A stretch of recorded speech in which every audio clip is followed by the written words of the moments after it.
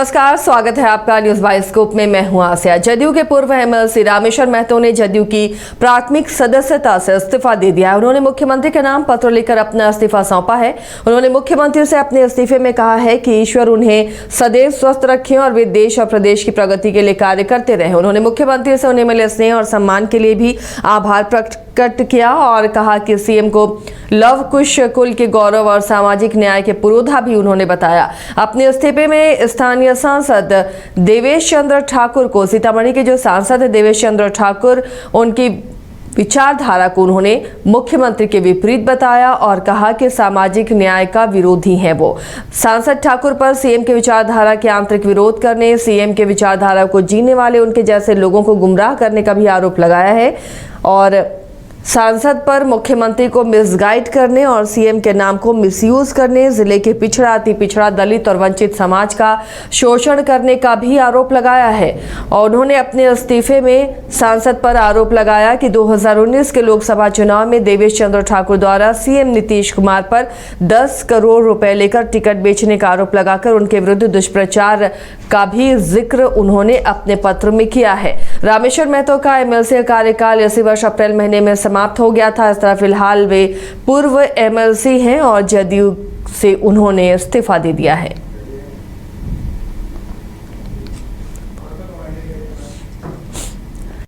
तो सीतामढ़ी सांसद देवेश चंद्र ठाकुर पर कई तरह के आरोप लगाए हैं जदयू के पूर्व एमएलसी ने और कहा कि सांसद मुख्यमंत्री की विचारधारा के विपरीत हैं, सामाजिक न्याय के विरोधी हैं। साथ ही उन्होंने मुख्यमंत्री के नाम पर दुष्प्रचार करने का भी सांसद पर आरोप लगाया है। कई तरह की बातों का जिक्र उन्होंने अपने पत्र में किया है।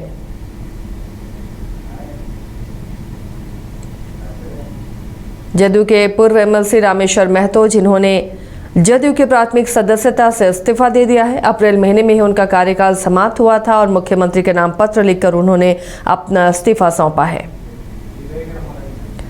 फोन लाइन पर सहयोगी विवेक जुड़े में अपडेट के साथ। विवेक, जदयू के पूर्व एमएलसी ने इस्तीफा दे दिया है।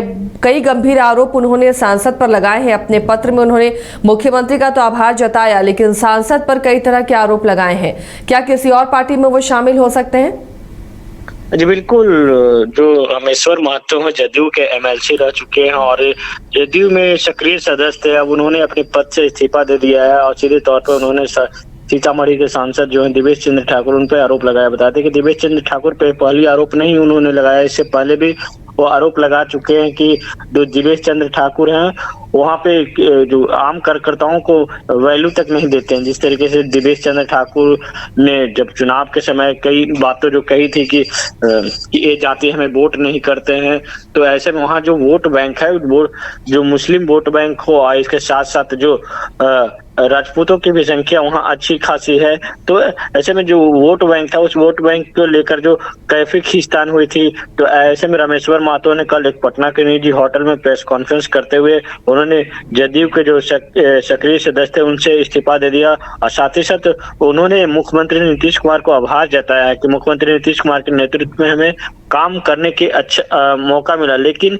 जब ये रामेश्वर महतो ने इस्तीफा दिया है तो रामेश्वर महतो के इस्तीफा के बाद क्या आने वाला जो विधानसभा चुनाव हो उस पर कितना असर पड़ेगा, इसके साथ साथ जो बता दे कि कई आरोप उन्होंने लगाया है। बता दे कि उन्होंने कहा कि नीतीश कुमार के नेतृत्व में मैंने राजनीतिक सीखा है, उनके आशीर्वाद से बिहार विधान परिषद के सदस्य बना हूं, लेकिन पार्टी ने कुछ नेता सीएम के मिस गाइड कर रहे हैं। सभी नेताओं को मुख्यमंत्री नीतीश कुमार नहीं मिलते हैं तो समर्पित जो है कुछ लोग अलग राह में भटक जाते हैं। ऐसे में उन्होंने कई गंभीर आरोप लगाते हुए सीधे तौर पे जो कहा था देवेश चंद्र ठाकुर पे उनका कहीं ना कहीं निशाना था।